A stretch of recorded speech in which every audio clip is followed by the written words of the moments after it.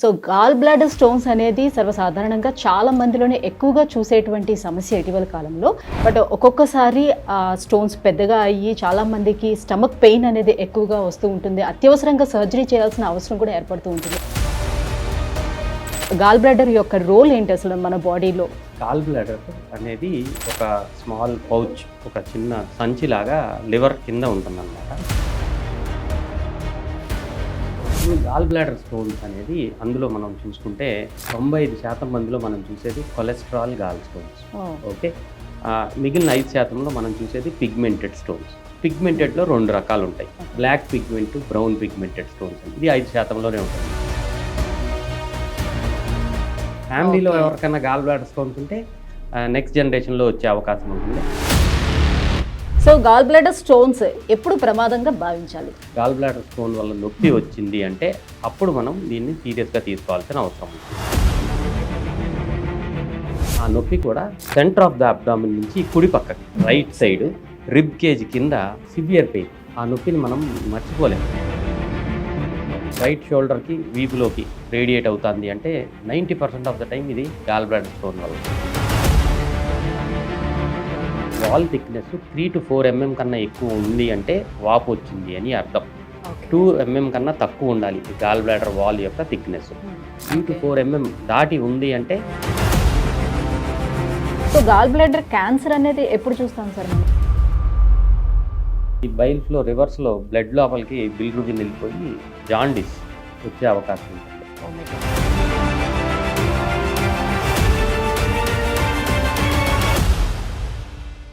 Hi, hello, welcome to Suman TV. This is Sujita. Today, I am sharing my screen with Dr. Somshekhar Garu. He's a gastroenterologist from Yashoda Hospital. ఈ year 2025 మంచి healthy life స్టైల్ని అలవర్చుకొని చాలా హెల్దీగా ఉండాలని మనస్ఫూర్తిగా కోరుకుంటున్నాం. So today we discuss about gall bladder stones. So gall bladder stones అనేది సర్వసాధారణంగా చాలా మందిలోనే ఎక్కువగా చూసేటువంటి సమస్య ఇటీవల కాలంలో. బట్ ఆ స్టోన్స్ అనేది చిన్నదిగా ఉంటే ఎటువంటి సమస్య ఉండదు. బట్ ఒక్కొక్కసారి స్టోన్స్ పెద్దగా అయ్యి చాలా మందికి స్టమక్ పెయిన్ అనేది ఎక్కువగా వస్తూ ఉంటుంది. అత్యవసరంగా సర్జరీ చేయాల్సిన అవసరం కూడా ఏర్పడుతూ ఉంటుంది. ఎందుకు ఈ గాల్ బ్లాడర్ స్టోన్స్ అనేది ఏర్పడుతూ ఉంటాయి? అసలు ఈ గాల్ బ్లాడర్ యొక్క రోల్ ఏంటి మన బాడీలో? దీని యూజెస్ ఏంటి? సో ఈ విషయాలన్నీ మనకి జనరల్గా ఉన్నటువంటి డౌట్స్ అన్నీ కూడా డాక్టర్ని అడిగి క్లారిఫై చేసుకుందాం. Hello sir. Hello, how are you sir? Good. Yeah, first of all I wish you very happy new year. Thank you, same to you. Yeah sir, gall bladder stones గురించి ఈరోజు మనం discuss చేసుకుందాం. So చాలా మందికి దీని మీద కొద్దిగా అవగాహన తక్కువ అని తెలుస్తుంది. దానికోసమే ఒక అవేర్నెస్ కోసం అనమాట. సో గాల్ బ్లాడర్ స్టోన్స్ గురించి మాట్లాడుకునే ముందు అసలు గాల్ బ్లాడర్ యొక్క రోల్ ఏంటి అసలు మన బాడీలో? ఎస్, గాల్ బ్లాడర్ అనేది ఒక స్మాల్ పౌచ్, ఒక చిన్న సంచిలాగా లివర్ కింద ఉంటుందన్నమాట. లివర్లో బైల్, మనకి పిత్తం అంటారు. ఈ బైల్ జ్యూసెస్ లివర్లో తయారవుతాయి. లివర్లో నుంచి ఇంటెస్టైన్లోకి దాని రూట్, మనం ఫుడ్ అక్కడికి వచ్చినప్పుడు ఇంటెస్టైన్లోకి వెళ్ళి ఈ బైల్ ఫుడ్తో కలిసి మన డైజెషన్కి హెల్ప్ చేస్తుంది. అయితే మధ్యలో ఈ ఇంటెస్టైన్కి వెళ్ళే దారిలో గాల్ బ్లాడర్ అనేది ఒక పౌచ్ ఉంటుంది. జనరల్గా లివర్లో తయారైన బైల్ అంతా గాల్ బ్లాడర్లో స్టోర్ అవుతుంది. స్టోర్ అయ్యి గాల్ బ్లాడరు దాన్ని కాన్సన్ట్రేట్ చేస్తుంది. కాన్సన్ట్రేట్ చేసి ఎగ్జాక్ట్గా దాన్ని స్టోర్ చేసుకుని టైమింగ్, మన ఫుడ్ ఎప్పుడైతే ఇంటెస్టైన్ లోపలికి వస్తుందో, స్మాల్ ఇంటెస్టైన్లో అప్పుడు ఇది రిలీజ్ చేస్తుంది. ఈ బైల్ వెళ్ళి ఫుడ్తో కలిసి డైజెషన్కి హెల్ప్ చేస్తుంది. మన ఫ్యాట్స్ కానీ ప్రోటీన్స్ అన్ని డైజెషన్కి బైల్ అనేది చాలా అవసరం. సో గాల్ బ్లాడర్ ఇదే స్టోరేజ్ ఆర్గాన్, బైల్ని స్టోర్ చేసుకునే ఆర్గాన్, కాన్సన్ట్రేట్ చేసే ఆర్గాన్. మరి ఎందుకు ఇందులో అసలు స్టోన్స్ అనేది ఏ రకంగా ఏర్పడతాయి? ఇప్పుడు గాల్ బ్లాడర్ స్టోన్స్ అనేది అందులో మనం చూసుకుంటే 3 రకాల స్టోన్స్ ఫామ్ అయ్యే అవకాశం ఉంటుంది. అందులో 95% మందిలో మనం చూసేది కొలెస్ట్రాల్ గాల్ స్టోన్స్. ఓకే, మిగిలిన 5%లో మనం చూసేది పిగ్మెంటెడ్ స్టోన్స్. పిగ్మెంటెడ్లో 2 రకాలు ఉంటాయి, black pigment, brown pigmented stones అని. ఇది 5%లోనే ఉంటుంది. సో మనం 95% గురించి మాట్లాడుకుందాం. ఈ 95%లో కొలెస్ట్రాల్ గాల్ స్టోన్స్, ఆ పేరులోనే ఉంది. ఆ స్టోను కొలెస్ట్రాల్ క్రిస్టల్తో తయారవుతుంది.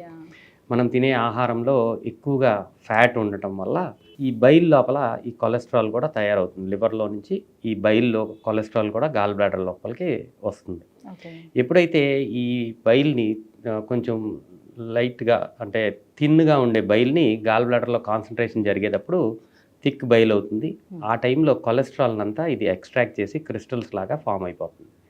ఇవే నెమ్మదిగా స్టోన్స్ లాగా ఫామ్ అవుతాయి. సో అందరికీ బాగా ఎక్కువ ఫ్యాట్ తినే వాళ్ళందరికీ రావు. వీళ్ళకి జనరల్లీ డౌట్ వస్తుంది, ఒబేస్ గా ఉండే వాళ్ళందరూ ఇది చూడొచ్చా అని.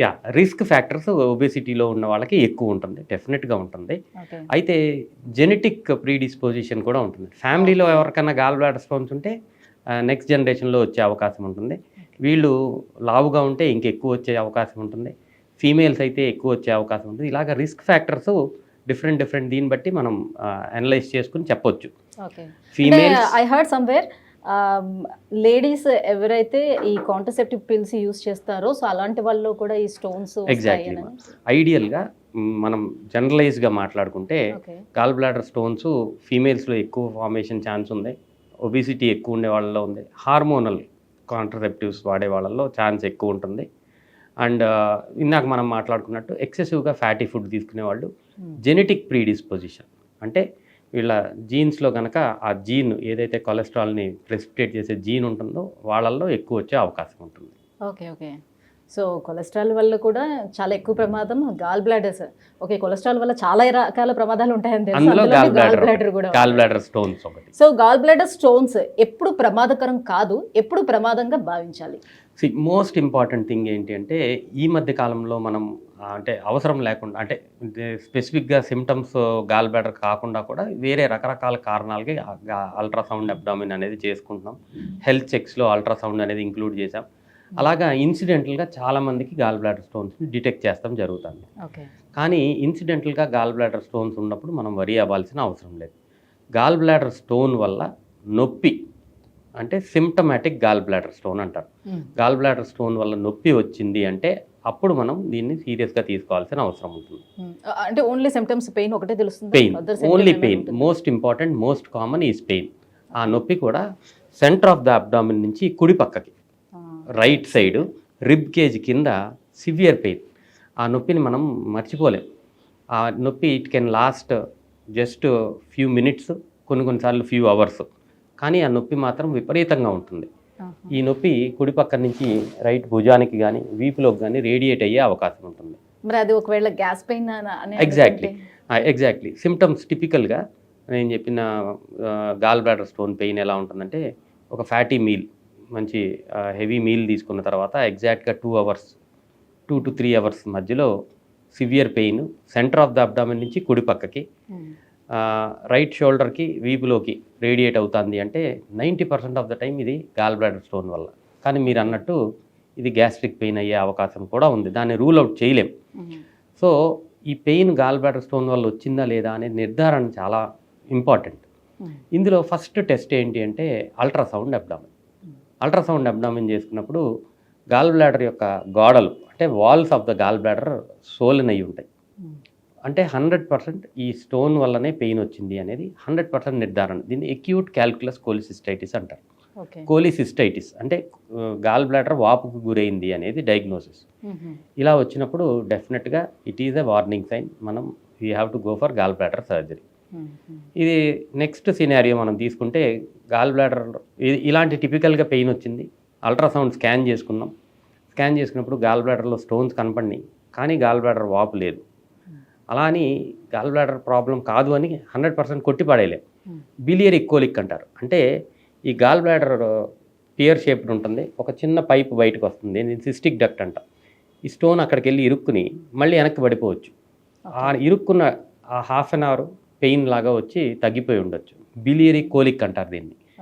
ఇది కూడా వార్నింగ్ సైన్. నెక్స్ట్ కోలిసిస్టైటిస్ వచ్చే అవకాశం ఉంది. బిలియరీ కోలిక్ వచ్చిన వాళ్ళకే 60 to 70% మళ్ళీ కోలిసిస్టైటిస్ వచ్చే అవకాశం ఉంది, అంటే కాంప్లికేషన్లోకి వెళ్ళే అవకాశం ఉంది. వీళ్ళకి మనం ఏం చేయాలి అంటే మిగిలిన కారణాలు గ్యాస్ట్రిక్ ప్రాబ్లం లేదు అని కన్ఫర్మేషన్ చేసుకోవాలి. ఈ గాల్ బ్లాడర్ ఫంక్షనింగ్ తెలుసుకోవడానికి హైడా స్కాన్ అని ఒక టెస్ట్ ఉంటుంది. ఈ స్కానింగ్ చేసుకుంటే వాళ్ళకి గాల్ బ్లాడర్ ఫంక్షన్, ఈ పంపింగ్ ఫంక్షన్ స్లో అయిపోతుంది. సో అప్పుడు కూడా గాల్ బ్లాడర్ స్టోన్ వల్లనే ప్రాబ్లం వచ్చింది, వీళ్ళు డెఫినెట్గా సర్జరీకి వెళ్ళాలి. ఇది మనం నిర్ధారణ చేసుకోవడానికి మనకి సెపరేట్ రూట్ పాత్వే ఉంటుంది. ఈ పాత్వేని ఫాలో అయితే మనం కనుక్కోవచ్చు ఈ నొప్పి గాల్ బ్లాడర్ స్టోన్ వల్ల వచ్చిందా రాలేదా. ఓకే. అంటే మనం తీసుకునే ఆహారము ఇప్పుడు జీర్ణం కావడం కోసమని ఇది ఈ రసాయనాలను ఏదైతే వదిలిపెడుతుందో ఈ పంపింగ్ అనేది స్లో అయిపోయినప్పుడు మనకి ఈ అరుగుదల అనేది కూడా తగ్గిపోతుందా? ఎస్, గాల్ బ్లాడర్ అలాగే ఉండి పంపింగ్ స్లో అయినప్పుడు అరుగుదల తగ్గే అవకాశం ఉంటుంది. కొన్నిసార్లు ఈ గాల్ బ్లాడర్ ఫంక్షనాలిటీనే కంప్లీట్గా ఆగిపోవచ్చు. అప్పుడు గాల్ బ్లాడర్ ఫంక్షనాలిటీ తగ్గిపోయినప్పుడు బైల్ డైరెక్ట్గా లివర్లో నుంచి ఇంటెస్టైన్ లోపలికి వెళ్ళిపోతుంది. అరుగుదల తగ్గకపోవచ్చు. కానీ ఈ ఫంక్షనాలిటీ ఇజెక్షన్ ఫ్రాక్షన్ తగ్గినప్పుడు ఈ డైజెషన్ ప్రాసెస్ కొంచెం స్లో అయ్యి కడుపు ఉబ్బరంగా ఉండటం, క్రానిక్ కోలిసిస్టైటిస్ అంటారు. ఇలాగా కొంచెం కడుపు ఉబ్బరంగా ఉంటాం, ఇవన్నీ గ్యాస్ ప్రాబ్లం అని మనం ఇంకో పక్కకి వెళ్తాం. దీని ఎన్ని మాత్రలు వేసుకున్నా గ్యాస్ తగ్గట్లేదు, ఏమన్నా చేస్తే అన్నీ బాగానే ఉన్నాయి అంటున్నారు. ఇలాంటి కేసు సినారియోస్ మనం చూస్తాం. ఈ క్రానిక్ కోలిసిస్టైటిస్, గాల్ బ్లాడర్లో స్టోన్స్ ఉండి ఈ అల్ట్రాసౌండ్ స్కాన్లో స్టోన్స్ మాత్రమే కనపడితే ఇంకేం కనపడకపోవచ్చు. అంటే ఇప్పుడు లెఫ్ట్ వచ్చింది అనుకోండి, లెఫ్ట్ చెస్ట్ వైపు పెయిన్ వస్తుందంటే ఓకే ఇదేమైనా హార్ట్కి సంబంధించి అనుకుంటాం. రైట్ సైడ్ వచ్చేటప్పుడు జనరల్లీ అనుకునేది ఏంటంటే అయ్యా గ్యాస్ పెయిన్ ఉండొచ్చు, అంత వరి అవ్వాల్సిన అవసరం లేదని. కానీ గాల్ బ్లాడర్ రైట్ సైడే వస్తుంది. ఎప్పుడైతే ఇప్పుడు ఏదైతే ఈ గాల్ బ్లాడర్ ఉంటుందో దాన్ని ఎంత థిక్నెస్ ఉంటుంది సార్? ఎంత ఎంఎం థిక్నెస్ తో? నార్మల్గా వాల్ థిక్నెస్ అనేది ఈ గాల్ బ్లాడర్ యొక్క సైజ్ అడుగుతున్నారు. గాల్ బ్లాడర్ యొక్క సైజు చాలా చిన్నగా ఉంటుంది. ఆ వాల్ థిక్నెస్ 3 to 4 mm కన్నా ఎక్కువ ఉంది అంటే వాపు వచ్చింది అని అర్థం. 2 mm కన్నా తక్కువ ఉండాలి గాల్ బ్లాడర్ వాల్ యొక్క థిక్నెస్. అల్ట్రాసౌండ్ స్కాన్లో మనకు తెలిసిపోతుంది. 3 to 4 mm దాటి ఉంది అంటే ఎస్ దీనికి వాపు వచ్చింది అని అర్థం. Okay okay. అంటే అందులో స్టోన్స్ ఏమైనా ఎక్కువైపోయేటప్పుడు ఆ పొర అనేది, ఆ వాల్ అనేది చిట్లు పోయి బయటికి రావడం లాంటివి ఏమైనా జరుగుతుందా? జరుగుతుంది. ఇది స్టోన్స్ ఎక్కువ అవుతాం వల్ల జరగదు. వాపు వచ్చి తగ్గింది, నొప్పికి ట్యాబ్లెట్ వేసుకుని మనం ఎవరికి చూపించుకోవట్లేదు. ఓకే. ఆ వాపు వచ్చి తగ్గినప్పుడు ఆ పొర ఇంకా సన్నగా అయిపోయి, నెమ్మదిగా సన్నగా అయిపోయి చిట్లిపోయి గాల్ బ్లాడర్ పర్ఫరేషన్ అయ్యే అవకాశం ఉంటుంది. కాంప్లికేషన్స్ ఇవన్నీ గాల్ బ్లాడర్ స్టోన్స్ వల్ల కాంప్లికేషన్స్లో ఫస్ట్ మనం ఇందాక మాట్లాడుకుంది కోలిసిస్టైటిస్, వాపు రావటం. ఈ వాపు వచ్చి తగ్గిపోతూ ఉంది, మనం ఏమీ మెడికల్ అటెన్షన్లోకి వెళ్ళలేదు. సో సడన్గా ఒక ఏరియాలో వాల్ థిన్ అయిపోయి పర్ఫరేషన్ అయిపోయి గాల్ బ్లాడర్ పర్ఫరేషన్ అవుతుంది. అక్యూట్ ఎమర్జెన్సీ, సివియర్ పెయిన్ ఉంటుంది. ఇది సెకండ్ విషపూరితం అవుతుందా మొత్తం? డెఫినెట్గా అది ఏజ్ ఆఫ్ ద పేషెంట్ని బట్టి, మిగిలిన జనరల్ కండిషన్స్ని బట్టి. ఫర్ ఎగ్జాంపుల్ బాగా అన్కంట్రోల్ డయాబెటీస్, ఒక 65 years old, వేరే ఏదన్నా కోమార్బిడిటీస్ ఉంటాయి, ఇది లైఫ్ థ్రెటనింగ్ ఇష్యూ అయ్యే అవకాశం ఉంటుంది. అది ప్రాణం పోయే అవకాశం ఉంటుంది ఇలా గాల్ బ్లాడర్ చిట్లిపోతాయి. సో కొన్ని life threatening issues gall bladder stones వల్ల ఉండే అవకాశం ఉంటుంది. అందులో ముఖ్యమైనది perforation of the gall bladder. Okay. So gall bladder cancer అనేది ఎప్పుడు చూస్తాం సార్ మనం? గాల్ బ్లాడర్ క్యాన్సర్ అనేది సౌత్ ఇండియా, దక్షిణ భారతదేశంలో చాలా అరుదుగా మనం చూస్తాము. ఎస్, ఇన్సిడెన్సెస్ స్పొరాడిక్గా ఉన్నాయి కానీ బట్ రెగ్యులర్గా ఎక్కువ లేవు. North India, north eastern India అంటే బీహార్ నుంచి వెస్ట్ బెంగాల్, ఆ నార్త్ ఈస్ట్ పార్ట్ ఆఫ్ ఇండియాలో గాల్ బ్లాడర్ క్యాన్సర్స్ ఎక్కువగా ఉన్నాయి. ఎందుకని? సో జెనెటిక్ ప్రీడిస్పోజిషన్, అక్కడ వాళ్ళ జీన్స్లో ఆ గాల్ బ్లాడర్ క్యాన్సర్ జీన్ని వాళ్ళు క్యారీ చేస్తున్నారు కాబట్టి. సో గాల్ బ్లాడర్ క్యాన్సర్కి రిస్క్ ఫ్యాక్టర్స్ ఎక్కువ స్టోన్స్ ఉండటం, స్టోన్స్ ఎక్కువగా దీర్ఘకాలికంగా ఉంటే ఇది లాంగ్ టర్మ్ ఇన్ఫెక్షన్ వచ్చి దాని నుంచి క్యాన్సర్గా అయ్యే అవకాశం ఉంది. జన్యుపరంగా వీళ్ళు కనుక ఉండుంటే వాళ్ళకి రిస్క్ ఉంటుంది. కాబట్టి ఎక్కువ స్టోన్స్ ఎక్కువ కాలం ఉంటే కనుక నార్త్ ఈస్ట్ ఇండియా ఆ ఏరియాలో గాల్ బ్లాడర్ ఆపరేషన్ అనేది కంపల్సరీ చేస్తాం జరుగుతుంది. సో బ్లాక్స్లో ఎలా అయితే మనం ఫైబ్రాయిడ్స్ ఎక్కువగా చూస్తూ ఉంటాము, సో జస్ట్ లైక్ దట్ అన్నమాట ఇది కూడా. జీన్స్, జెనెటిక్ ఎఫెక్ట్ వల్ల. ఓకే. సో ఈ గాల్ బ్లాడర్ స్టోన్స్ వల్ల ఇంకా కొన్ని కాంప్లికేషన్స్, లైఫ్ థ్రెటనింగ్ కాంప్లికేషన్స్ ఉండే అవకాశం ఉంటుంది. అందులో ఇందాక మనం మాట్లాడుకున్న 2 కాకుండా నెక్స్ట్ది ఏంటంటే ఈ సిస్టిక్ డక్ట్లో నుంచి బైల్ దారి, నార్మల్గా ఈ పిత్తం యొక్క దారి బైల్ డక్ట్లో నుంచి ఇంటెస్టైన్లోకి వెళ్తాం జరుగుతుంది. చిన్న రాయి ఏదన్నా జారి ఆ బైల్ డక్ట్లో ఇరుక్కుపోయే అవకాశం ఉంటుంది. సో అప్పుడు బైల్ ఫ్లో అంతా ఆగిపోతుంది. ఈ బైల్ ఫ్లో రివర్స్లో బ్లడ్ లోపలికి బిలిరుబిన్ వెళ్ళిపోయి జాండిస్ వచ్చే అవకాశం ఉంటుంది. ఈ స్టోన్ వెళ్ళి అక్కడ స్టక్ అయిపోతే, కామన్ బైల్ డక్ట్ అంటారు, అక్కడ స్టక్ అయితే జాండిస్. ఇది క్లోజ్ సిస్టమ్ వల్ల బైల్ ఇన్ఫెక్ట్ అయిపోయి కొలాంజైటిస్, ఇన్ఫెక్షన్ బాడీ మొత్తం వెళ్ళిపోయి ఇన్ఫెక్షన్ అక్కడ బైల్ డక్ట్లో స్టార్ట్ అయ్యి బాడీ అంతా ఇన్ఫెక్షన్ వెళ్ళిపోయే అవకాశము. లివర్ లోపల చిన్న చీము గడ్డలు వచ్చే అవకాశం. ఇది ఇంకొక కాంప్లికేషన్. కొలాంజైటిస్ అంటారు దీన్ని. కొలాంజైటిక్ యాబ్సెసెస్. దీనివల్ల సివియర్ ఇన్ఫెక్షన్ బాడీలోకి వెళ్ళిపోయి లైఫ్ థ్రెటనింగ్ ఇష్యూ అయ్యే అవకాశం ఉంటుంది. ఓకే. మూడోది ముఖ్యమైన కాంప్లికేషన్ ఏంటంటే ఈ బైల్ డక్ట్ ఇంటెస్టైన్లోకి వెళ్ళే ముందు ప్యాంక్రియాటిక్ డక్ట్ వచ్చి జాయిన్ అవుతుంది. ఈ ప్యాంక్రియాటిక్ డక్ట్ని ఈ స్టోన్ అక్కడ ఇరుక్కుపోవడం వల్ల బయటికి వెళ్ళిపోవటం వలన ఇంటెస్టైన్లోకి ఈ ప్యాంక్రియాటిక్ డక్ట్ని ఇరిటేట్ చేసి సివియర్ అక్యూట్ ప్యాంక్రియాటైటిస్ వచ్చే అవకాశం ఉంటుంది. Oh my God. ప్యాంక్రియాస్ అనేది చాలా కొంచెం శుతిమెత్తని ఆర్గన్, వెరీ ఫ్రెజైల్ ఆర్గన్. చిన్న ఇన్ఫ్లమేషన్ వాపు వస్తే ఆ ఇన్ఫ్లమేషన్ అంతా బాడీకి వెళ్ళిపోయే అవకాశం. కొన్నిసార్లు ఇది లైఫ్ థ్రెటనింగ్ బిలియరీ ప్యాంక్రియాటైటిస్ అంటారు. అంటే బైల్ డక్ట్ స్టోన్ వల్ల, గాల్ బ్లాడర్ యొక్క స్టోన్ వల్ల ప్యాంక్రియాటైటిస్, ఇది లైఫ్ థ్రెటనింగ్ ఇష్యూ అయ్యే అవకాశం ఉంటుంది. సో సింపులే కదా గాల్ బ్లాడర్ స్టోన్స్ అనుకోవడానికి వీల్లేదు. ఇలాంటి కాంప్లికేషన్స్ వచ్చే అవకాశం ఉంది. కానీ కంగారు పడకుండా ఉండాల్సిన విషయం, అందరూ తెలుసుకోవాల్సిన విషయం ఏంటి అంటే డెఫినెట్గా ఈ అన్ని సివియరిటీకి వెళ్ళే ముందు మనకి గాల్ బ్లాడర్ స్టోన్స్ ఇండికేషన్స్ ఇస్తాయి. బిలియరీ కోలిక్ ఆర్ మైల్డ్గా ఈ ఫ్యాటీ ఫుడ్ తిన్న తర్వాత పెయిన్ రావటం, అప్పుడప్పుడు రైట్ సైడ్ పెయిన్ రావటం అబ్డామినల్లో. ఈ సిమ్టమ్స్ ఇగ్నోర్ చేయకుండా కనుక గమనించుకుంటే ఇనీషియల్ స్టేజెస్లోనే మనం పట్టుకుని ఈ కాంప్లికేషన్స్ దాకా వెళ్లకుండా చూసే అవకాశం చాలా ఎక్కువగా ఉంటుంది. ఓకే. సో దానికి అవగాహన చాలా ఇంపార్టెంట్. సార్, ఇప్పుడు మీరు ఇంతకుముందు చెప్పినట్టుగా సౌత్ ఇండియన్స్ కన్నా నార్త్ ఇండియన్స్లోనే ఎక్కువగా మనం చూస్తామన్నారు. అట్ ద సేమ్ టైమ్ మేల్స్లో కన్నా ఫీమేల్స్లోనే ఎందుకు ఎక్కువగా మనం చూస్తాం? స్టోన్స్, ఇది హార్మోనల్ ఎఫెక్ట్. డెఫినెట్గా కొన్ని హార్మోన్స్, అంటే మన ఈ ఫీమేల్ హార్మోన్స్ ఏదైతే ఉంటాయో ఈస్ట్రోజన్, ప్రొజెస్ట్రాన్, ఇది ఏం చేస్తుంది అంటే ఈ బైల్ ఫ్లోని కొంచెం స్లో చేస్తుంది. బైల్ యొక్క ఫ్లోని కొంచెం తగ్గిస్తుంది. ఎక్కువసేపు గాల్ బ్లాడర్లో బైల్ ఉండే అవకాశము, అది ఎక్కువ కాన్సన్ట్రేట్ చేసే అవకాశము ఈ హార్మోన్ ఎఫెక్ట్ వల్ల ఉంటుంది. దానివల్ల స్టోన్స్, కొలెస్ట్రాల్ స్టోన్స్ ఎక్కువ ఫార్మేషన్ ఛాన్సెస్ ఉంటాయి ఫీమేల్స్లో ఉండటానికి కారణం. ప్రెగ్నెన్సీలో కూడా గాల్ బ్లాడర్ స్టోన్స్ ఎక్కువగా ఫామ్ అయ్యే అవకాశం ఉంటుంది. ఎందుకంటే ఈ హార్మోన్స్ ఇంకా కొన్ని ఎక్కువ మోతాదులో ఉంటాయి కాబట్టి. So that is the reason. So treatment విషయానికి వచ్చేటప్పటికి మీ దగ్గరికి పేషెంట్స్ వచ్చి మేబీ అడుగుండొచ్చేమో. సో స్టోన్స్ అంటున్నారు కాబట్టి, సో మన కిడ్నీలో ఎలా అయితే స్టోన్స్ ఫామ్ అయితే కొన్ని రకాల టాబ్లెట్స్ కానీ ఇచ్చి, లేదనంటే ఒక లేజర్ చేసి ఆ స్టోన్స్ని తొలగించడం అది చేస్తారు కదా. సో జస్ట్ లైక్ దట్ అలా చేయొచ్చా అని అడుగుతూ ఉండొచ్చేమో కదా. అవునండి, చాలామంది అడుగుతారు యాక్చువల్లీ. బట్ గాల్ బ్లాడర్ స్టోన్స్ని అలా మనం ట్రీట్ చేయకూడదు. ఫస్ట్ అండ్ ఫార్మోస్ట్ థింగ్ అందరూ తెలుసుకోవాల్సిన విషయం ఏంటంటే గాల్ బ్లాడర్ స్టోన్స్, ఒక 100 మందికి గాల్ బ్లాడర్ స్టోన్స్ ఉంటే వాళ్ళ లైఫ్ లాంగ్ ఇందులో 20% మందికి మాత్రమే గాల్ బ్లాడర్ స్టోన్స్ వల్ల ప్రాబ్లమ్స్ వస్తాయి.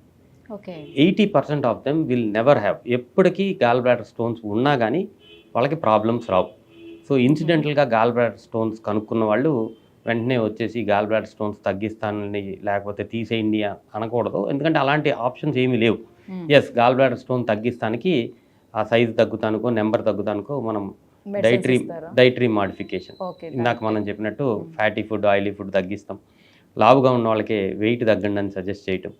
కొన్ని రకాల మెడిసిన్స్ ఉంటాయి, బట్ దాని ఎఫికసీ స్టోన్స్ తగ్గిస్తానికి 30% మాత్రమే ఉంటాయి. సో అంత సక్సెస్ఫుల్గా గాల్ బ్లాడర్ స్టోన్ తగ్గిస్తామని ఎవరికి చెప్పకూడదు. సిమ్టమ్స్ ఉన్నప్పుడు మాత్రమే గాల్ బ్లాడర్ స్టోన్స్ గురించి వరి అవ్వాలి. సిమ్టమ్స్ అందరికీ సిమ్టమ్స్ వస్తాయా? ఓన్లీ 20%లో మాత్రమే సిమ్టమ్స్ వస్తాయి.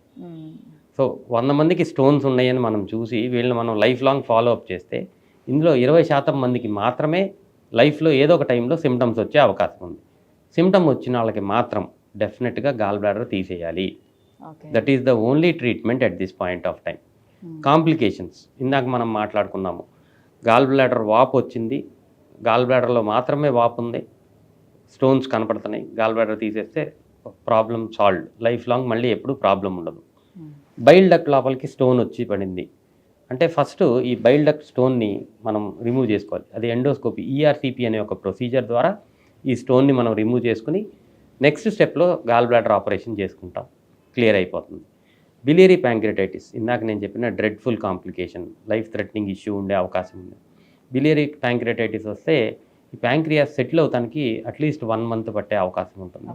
ఇంటెన్సివ్ మేనేజ్మెంట్, జాగ్రత్తగా ఫ్లూయిడ్స్ అన్నీ చూసుకుని ఆ స్టోన్ స్టక్ అయి ఉంటే ఈఆర్సిపి చేసి స్టోన్ తీసేస్తాం. స్టోన్ స్టక్ అయి లేకపోతే ఈ ప్యాంక్రియాటైటిస్ సెటిల్ అయ్యేంత వరకు మనం కంపల్సరీ వెయిట్ చేసి దాని తర్వాత గాల్ బ్లాడర్ తీసేస్తే మళ్ళీ ప్రాబ్లం రాకుండా ఉంటుంది. ఓకే. సో ఇప్పుడు అందరికీ వచ్చే ఒక డౌట్ ఉంటుంది, గాల్ బ్లాడర్ తీసేస్తే వచ్చే అదర్ కాంప్లికేషన్స్ ఏంటి? ఇప్పుడు పిత్తాశయం నుంచి పైత్యరసం విడుదల కాకపోతే ఆహారం జీర్ణం ఎలా అవుతుంది? తర్వాత నేను తింటునేటప్పుడు ఎలాంటి కాంప్లికేషన్స్ ప్లస్ చాలా మందికి అపోహలు కూడా ఉన్నాయి. గాల్ బ్లాడర్ తీసేసిన డైజెషన్ అవ్వదు, గ్యాస్ట్రిక్ ప్రాబ్లమ్స్ ఉంటాయి అనేది చాలా మంది అపోహ, చాలా మంది అడుగుతూ ఉంటారు. సో యాక్చువల్లీ మనం మాట్లాడుకున్నప్పుడు గాల్ బ్లాడర్ ఒక ఫంక్షన్ చెప్పాను నేను. ఇట్స్ ఏ స్టోరేజ్ ఆర్గన్ మాత్రమే. బైల్ తయారవ్వట్లేదు గాల్ బ్లాడర్లో, బైల్ ఓన్లీ స్టోర్ అవుతుంది. ఇప్పుడు మనము గాల్ బ్లాడర్ ఆపరేషన్ చేసి గాల్ బ్లాడర్ తీసేయాల్సి వచ్చింది అంటే ఏదో డ్రెడ్ఫుల్ కాంప్లికేషన్ వచ్చే అవకాశం ఉంది. ఇది లైఫ్ థ్రెటనింగ్ ఇష్యూ కాబట్టి మనం గాల్ బ్లాడర్ తీస్తున్నాం. ఈ రెండిటికి బెనిఫిట్, అడ్వాంటేజ్, డిసడ్వాంటేజ్ వేయి చేసుకున్నప్పుడు గాల్ బ్లాడర్ తీసేస్తాం వల్ల ఏమి ఇబ్బంది లేదు. ఈ ఫంక్షన్ ఏదైతే గాల్ బ్లాడర్ బైల్ని స్టోర్ చేస్తుంది, ఈ ఫంక్షను ఇందాక నేను చెప్పిన బైల్ డక్ట్ సైజు పెద్దదయ్యి అక్కడ స్టోర్ చేస్తాం మొదలు పెడుతుంది. మన చిన్న పేగులో ఎక్కడైతే డియోడినంలో కలుస్తుందో ఈ బైల్ పిత్తరసం వెళ్ళి మన ఫుడ్తో ఎక్కడైతే కలుస్తుందో ఆ డియోడినము స్టోరేజ్ ఆర్గాన్ లాగా అవుతుంది. సో బైల్ డక్ట్ ఆ ఫంక్షన్ని తీసుకుంటుంది. So functionality of your digestive system ఏమీ మారదో గాల్ బ్లాడర్ తీసేసిన తర్వాత. ఇది అందరూ తెలుసుకోవాల్సిన విషయం. ఎప్పుడైతే అవసరం ఉంటుందో అప్పుడు గాల్ బ్లాడర్ తీయించుకుంటాం గురించి ఆలోచించాల్సిన అవసరం లేదు. No need of any hesitation. Number 1. Number 2, ఈ అడ్జస్ట్మెంట్ నేను చెప్పిన ఈ బైల్ డక్ట్లో స్టోర్ అవుతానికి, ఇంటెస్టైన్లో స్టోర్ అవుతానికి ఒక్కొక్కరికి ఒక్కొక్క టైం పట్టవచ్చు కొంతమందికి. అందులో ముఖ్యంగా కొంతమందిలో గాల్ బ్లాడర్ తీసేసిన వెంటనే లూజ్ మోషన్స్ అయ్యే అవకాశం ఉంటుంది. ఈ స్టోరేజ్ కొంతమందికి 1 వీక్, కొంతమందికి 15 డేస్, కొంతమందికి 1 మంత్ ఆ ఫంక్షనాలిటీ తీసుకుంటానికి పట్టచ్చు.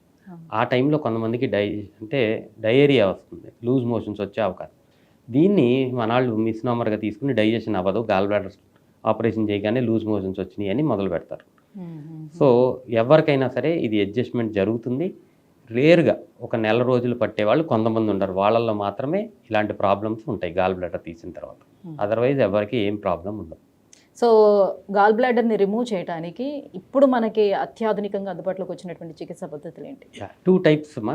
ఓపెన్ కోలిసిస్టెక్టమీ, కట్ చేసి ఓపెన్ చేసి తీసేవాళ్ళు ఇదివరకు. ఇప్పుడు అసలు అది almost 0. Unless gall bladder perforation అయిపోయింది, అడేజన్స్ అయిపోయినాయి, అలా కాంప్లికేషన్ ఉన్నప్పుడు తప్పితే ఓపెన్ చేయట్లేదు.